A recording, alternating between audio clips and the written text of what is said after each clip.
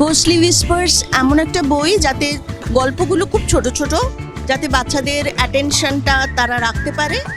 আর প্রত্যেকটা গল্প হচ্ছে বিভিন্ন বিভিন্ন ভূতের গল্প, এবং এই ভূতগুলো কিন্তু ভয় দেখায় না, ভয় দেখালেও পরে আবার বন্ধু হয়ে যায়। এর বছরও তো আমার মনে আছে, আমি যেহেতু শিশু মনস্তত্ত্ববিদ, সেই জন্য আমি বাচ্চাদের জন্য বই বেশি লিখি। এবং বইমেলা তো আমাদের অত্যন্ত গর্বের বিষয়।